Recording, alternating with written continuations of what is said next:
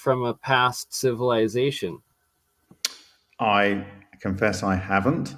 I can understand how silicon dioxide in the form of sand and calcium carbonate could form an aggregate and binder mix, whether that's natural dissolved from water movement through sand grains carrying calcium carbonate, making calcite, or whether it's a deliberate act. I don't know. I think both could occur.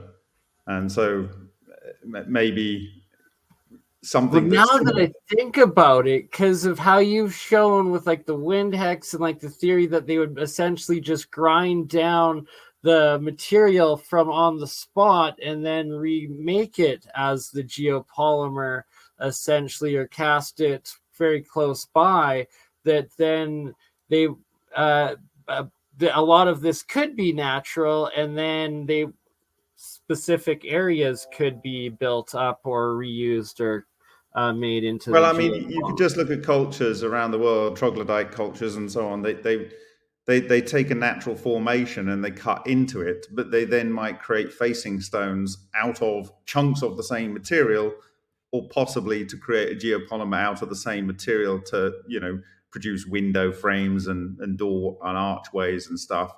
But like, it makes much more sense. Like if I was to go to Mars, I would start by making my homes underground. Firstly, if you can create maybe a plasma-based, HHO-based system to create living accommodation and tunnels and service facilities and factories and stuff, if you could use the system that would vitrify the walls and seal them, and they're underground, you're then able to pressurize those with atmospheric pressure to live. So, a lot less dangerous than exposed bubbles or domes outside and then fully well, I mean, they're not insulated having from to the create the harsh building material. combustion It's conditions. subtractive manufacturing, isn't it, as it were? And if you can use a technology that might make the material disappear, you don't even have to deal with the waste. So,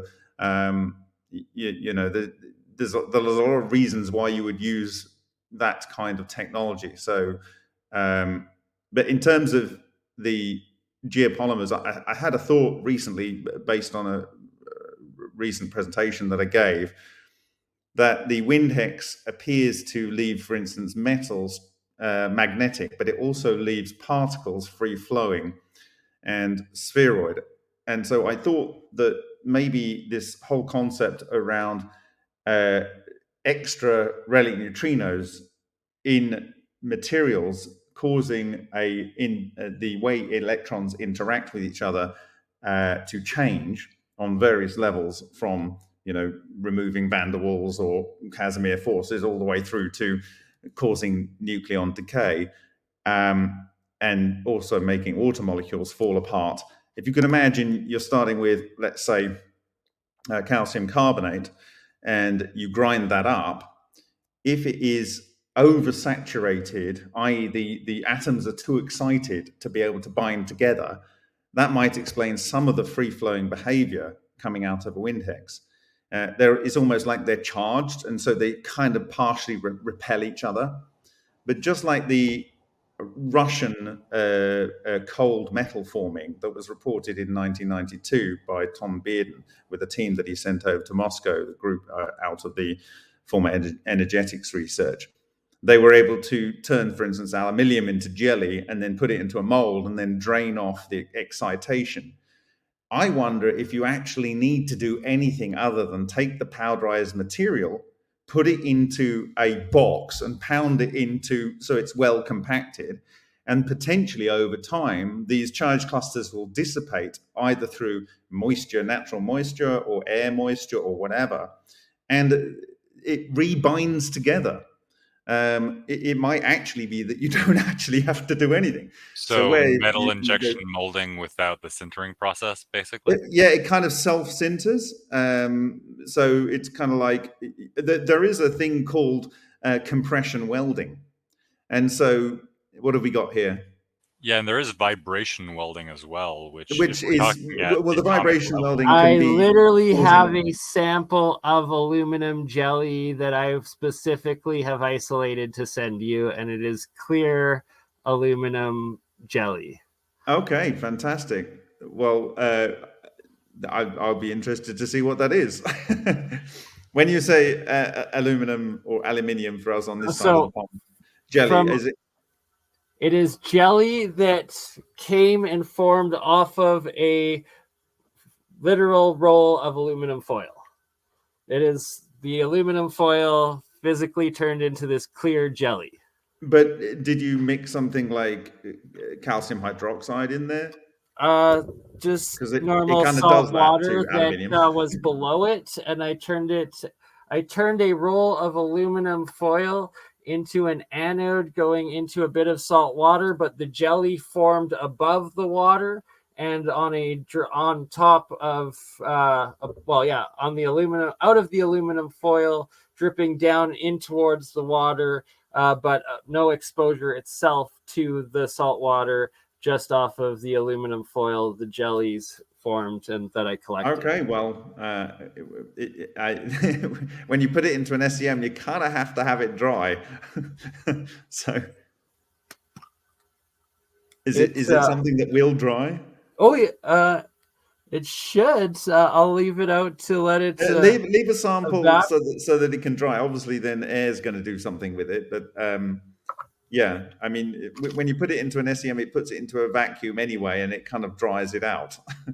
I'll show you where it came from. Just give me a second. I'll hop outside. And so, yeah, so who was talking about the vibration welding? Oh, that was me. Simon. Sorry, I don't... Who? We have Simon. Hi, Simon. Gerald, WPG Enlightened for Truth as well. That was on last time with us. Hey, Bob. Hi, Gerald. Frankie. Yeah, I'm the guy who sent you the wind hex model the other day. Which one? The 3D printable one. Oh, right. Okay, the one where you've now put a hole in the top, so it's starting to work. Well, I still have to work on the nozzle dimensions because I want to use the soliton nozzles, but we have the equation for it. But I am not going to do that by hand a million times to get the dimensions right. No. So until someone makes a calculator so that I can just quickly punch the dimensions in, it's pretty much that might be something I can encourage someone in the community to do. Yeah, it's going to be based. It's going to be based on your, all the parameters. But individuals will have different capabilities of being able to inject a certain amount of air. And that might be the key parameter for that particular individual. So because you mentioned that the solitons they like to chase each other front to back, right? So if you've got one in front, it basically, if you can imagine, it has this thing where it like an aerofoil. It's kind of like an aerofoil around all the way around it. So it has a low pressure on the inside. Slightly behind it, and then a high pressure on the outside, and that kind of pulls it through the medium, the fluid, whether that's the ether, a gas, a plasma, or a liquid, or indeed a solid if it's a non-charged structure that's being able to go through a solid.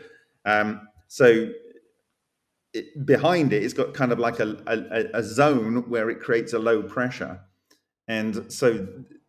Okay, I see what you mean. So it's kind of like it's kind of like a well in which it falls into, and as it gets closer to it, it gets pulled in. And if you look at those sprites videos, you can see them coming in from the side and wrapping on and merging. You can see them coming from behind, and you'll be able to see air solitons done by divers where the same thing occurs.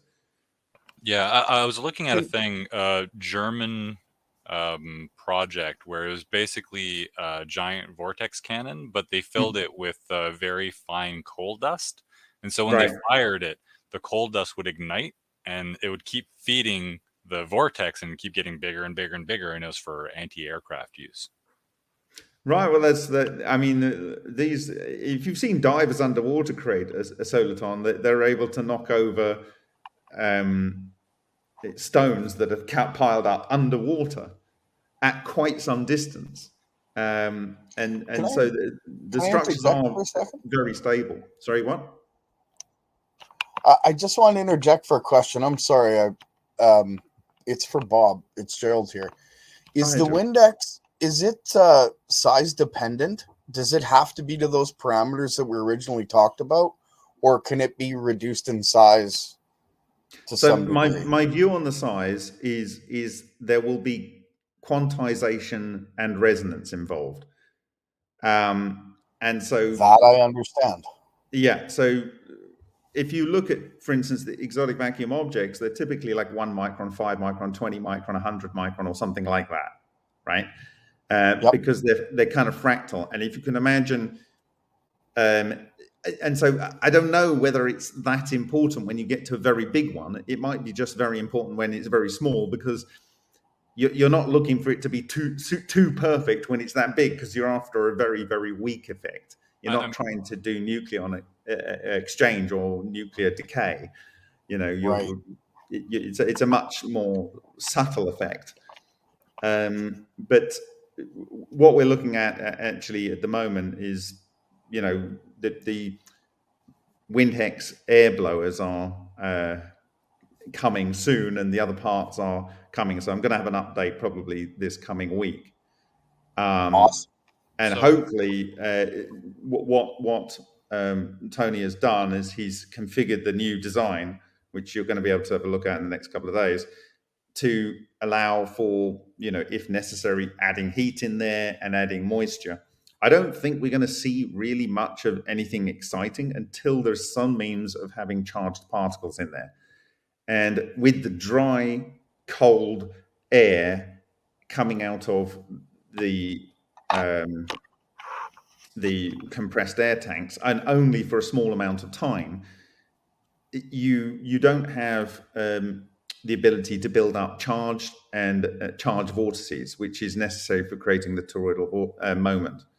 So I don't know whether Simon, maybe, I know Henk has found that you only get the air coming out the top if you inject quite a lot of air, and then you reach some kind of equilibrium with. That's why I the wanted to put torus. a Tesla valve on the top end, so that way the air can only go up and not down the chimney. And that way these are you're going to have interesting. These are interesting additions. But the one thing you must do when you're trying to replicate what already works is to never add your own flair. Yeah. Always assume to do exactly what the thing did that worked. So for the size of the WindHex, I'm pretty well convinced that the entire cavity it basically functions as a Helmholtz resonator. So like the entire thing is like stretching outwards and then compressing inwards at a certain rate. And that's going to be dictated by the internal volume, but also the size and the length of the nozzle at the bottom. So you could tune it that way, but you're going to have like a very limited range depending on it. We've also had discussions of putting an electromagnetic coil at the top of the opening of the WindHex and maybe adding some form of electrostatic force to it. So, or we could throw some electret in there and have that ground up. See what that does. Or just a straight discharge. A spark gap or something. Yeah. Hold on a sec. I've got to flip my burgers. I'll be back in a minute. Otherwise, I'm going to be eating charcoal. Give me a sec. Of course. It sounds delicious. No worries, Bob, and thank you for joining in while you can. And I love burgers. Good old Alberta beef. Miss, I hope they're cheeseburgers. I just am getting my little electrolysis reactor going here to demonstrate a couple things while we have the good Bob with us. But I also have to step outside to go grab that aluminum jelly mix. I don't even know what to call it. I guess it's an electrode. I wanted to show. Never mind. I was going to show these photos and we can do it later, but No, by all means, please do right now. Well, it's a little bit back to right before Bob showed up, and I changed subject. Is it everybody okay with our ADHD layout here? That's what it's all about. We bounce all over the map. You never know what dots we're going to connect. So, by all means, sister. Well, that's how we encourage variety. Yeah, I think we've talked about this, that it's kind of important, and that to give people the perspective that even if you think like you just have the creative mindset, to sort of activate that more logical mindset and challenge yourself. That's something I've done. And this is that Heart Mountain area where I found those circles. And I was going through some of my old photos of the edges. I just thought it was really interesting after you're looking at some of the pyramid stuff. I know it's not exactly in the shape, but there's a lot of layering and plateauing in this area. This is considered part of the Modoc Plateau. And I'm very curious about that structure in that area. There's a lot of that red sand. There's a lot, I'm talking about that you were talking about. Anyway, Bob's back, so let's get back to what we were talking about. I just thought it would be a brief interlude. I don't want to take up your mind time. Oh no, no, Bob, please. Okay, all right. Yeah. So, in my view, we know it works. How is it working? I believe it's necessary to have the charges in there.